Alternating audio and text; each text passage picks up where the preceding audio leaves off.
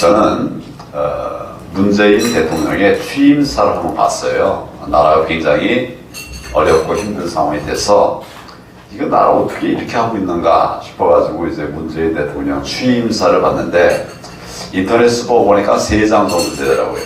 이렇게 제가 한 줄 한 줄 이렇게 번호를 매겨가면서 첫 번째 약속, 두 번째 약속, 세 번째 약속, 31가지의 약속이 있더라고요.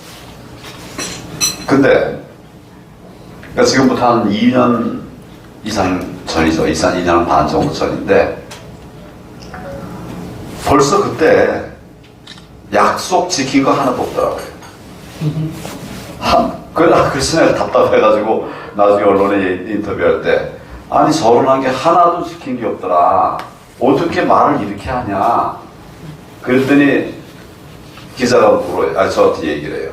아니 하나 있지 않냐고. 뭐냐 그러니까 한 번도 경험하지 못한 나라를 만들겠다. 그거는 지키지 않았느냐고. 저거 뜻을 가지지 않는 기자니까 이제 그렇게 얘기를 하더라고요. 약속을 지키지 않는 것은 2가지 종류가 있습니다. 하나는 뭐 실수로 지키지 않을 수도 있는데 또 고의로 안 지키는 경우도 있는 것 같습니다.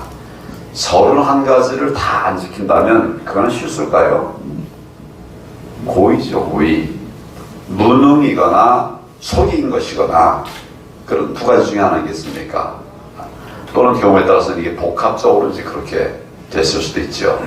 그 나라가 바로 가도 오래 가기 힘들고 바로 가기 힘든데 그런데 거꾸로 가고 앉아있으니까 이게 잘 될 수가 없는 것이죠. 뭐 이런 저는 뭐 성경을 이렇게 가끔 읽습니다만은 거기 보면 성경에 보면 제가 전에 좀 시간이 돼서 좀 기억이 안 납니다만은 정의라는 단어가 103번인가 나옵니다. 103번. 그러니까 하나님께서는 정의를 정말 사랑하시고 좋아하시는. 근데 더 중요한 건 공정이라는 말도 또 이제 많이 나옵니다. 공정이라는 것은 공이라는 말이 170여 회, 공정이라는 말도 한 20여 회씩 이렇게. 그래서 결국 이 가치가 굉장히 하나님 앞에는 중요한 것이고 또 뭐 신앙이라는 것이 하나님에 대한 확신으로부터 출발되는 거니까 그 너무 중요한 것인데 저는 그래서 사실은 우리 어머니 얘기를 가끔 합니다만은 우리 어머니는 뭐 학교를 다녀보신 일이 없는 분이에요. 뭐 옛날 분이고 뭐 쪽지고 평생을 사셨던 분인데 학교를 다니시진 않았지만 저에게 주셨던 말씀 잊지 않습니다. 첫째는 거짓말 하지 마라. 둘째는 남의 물건을 탐내지 마라. 옛날에 가난하니까 옆에 친구들 것 연필 같은 거 슬쩍슬쩍 가져왔어요. 그런 사람들이 많았습니다. 또 뭐 제가 사는 동네가 어려운 동네라 가지고 그런 일이 많이 있었기 때문에 어머니가 그걸 이제 계속 저에게 주지를 해주셨어요. 거짓말하지 마라. 거짓말하지 마라. 정말 우리 대한민국이 경제적으로 융성하게 되고 또 잘 살게 되었는데 정말 거짓이 풍미하는 그런 나라가 되고 말았습니다. 제가 지난주에 4.15 총선 직후에 모든 공직을 다 내려놓고 내려왔을 때 어느 국회의원이 저게 책을 하나 줘요. 책 이름이 지금 정확한지 모르겠는데 권력의 법칙 이렇게 기억이 됩니다. 권력의 법칙. 그 책을 제가 이제 좀 잠깐 봤는데 대부분 말하자면 그거예요. 거짓말 안 하는 거예요. 이 정치하는 사람들은 말 바꿀 줄도 알아야 되고 사실과 다른 것도 큰 뜻을 이루기 위해서는 적정하게 잘 이렇게 소화해가지고 설득을 시켜야 된다는 것이죠. 제가 한 100페이지 읽는 사이에 이 책을 계속 읽어야 되는가 이런 생각을 하게 되었습니다. 권력의 법칙이라는 것이 아마 그런 것 같아요. 근데 잠깐 속일 수는 있고 또 뭐 일부를 속일 수는 있지만 모두를 오랫동안 속일 수는 없는 거 아니겠습니까? 예, 그래서 저는 우리가 정말 가장 어려울 때부터 시작해서 오늘의 국가적 융성을 이루었는데 이제는 좀 정상적인 나라가 돼야 되겠다. 뭐 처음 이제 고도 성장의 초기 과정에서는 뭐 여러 가지 이제 뭐 거짓말도 있고, 제가 살던 동네에, 우리 동네 아주 다 가난했었는데 우리 동네에 한 사람이 어느 그 기관을 얘기하기 좀 그런데 어느 기관에 딱 들어간 다음에 한 3년 만에 이사를 하더라고요. 집을 새로 샀대요. 옛날에 그랬던 모양입니다. 그런데 이제는 우리나라가 선진국이 되지 않았습니까? 거짓말이 지배하는 사회가 아니라 참이 지배하는 사회, 속여서 잘 되는 사회가 아니라 진정성을 가지고도 이길 수 있는 그런 사회. 지금 살기 위해서 그냥 남의 거 뺏고 이렇게 싸우고 경쟁하는 이런 것으로부터 이제 우리 선진국 아닙니까?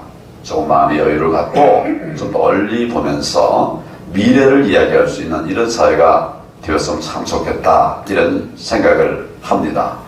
제가 이승만 건국 대통령 기념사업회 회장입니다. 아시죠? 예. 네.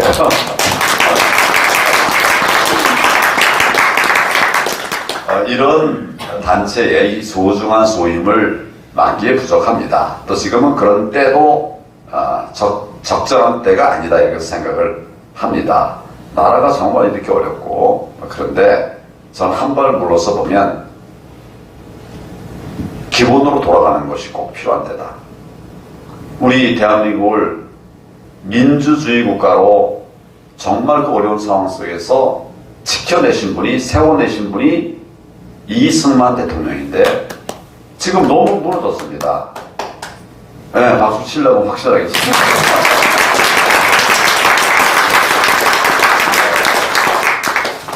우리가 만약 민주주의를 이루지 못하고 그 당시에 해방 직후의 그런 갈등 속에서 정말 사회주의를 지향하는 사람들이 다수였던 그런 때 이걸 만약 못 지켜냈다면 지금 우리는 여전히 북한의 고통을 받을 수밖에 없었던 것입니다.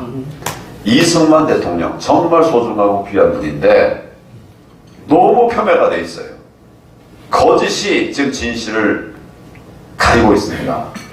정말 젊은 사람뿐 아니라 뭐 중년 정도까지도 이승만 대통령 아예 그냥 거의 모르는 사람들이, 실체를 전혀 모르는 사람들이 너무나 많은 겁니다.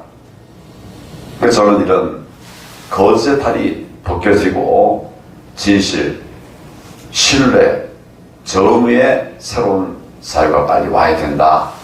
근데 그런 어떤 가치적인 절박감 속에서 우리 이승만 건국 대통령 기념사업회에서 섬김이가 되기로 그렇게 작정을 하고 왔습니다.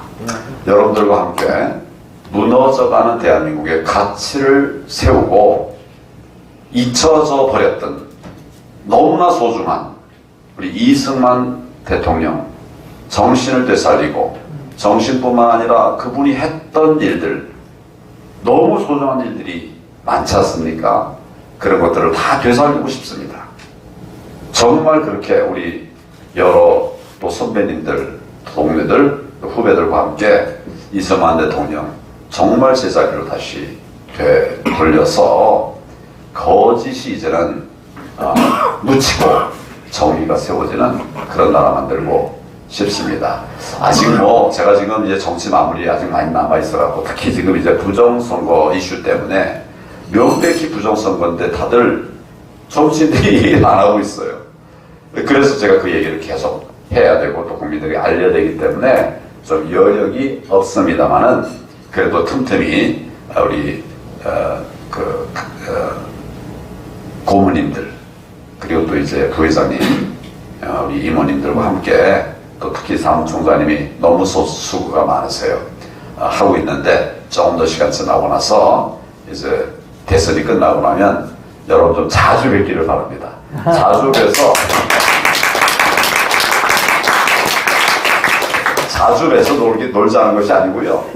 좀 세게 제가 일할 겁니다. 마음에 좀 이렇게 단단히 하시고 우리 이승만 대통령 반드시 다시 국민들에게 제 모습을 보여드리자. 그런 좀 치열한 노력들을 같이 해주셨으면 되게 대단히 고맙겠습니다. 오늘 이렇게 귀한 자리 마련해 주신 우리 사무처와 또 우리 특히 우리 이주 박사님 부처 그래도 이렇게 건강하시니까 저는 뵐 때마다 고마워요. 사실 90 넘으셨는데 건강하시고 우리 조 여사님 얼마나 이 연세가 저는 60대인 줄 알았어요.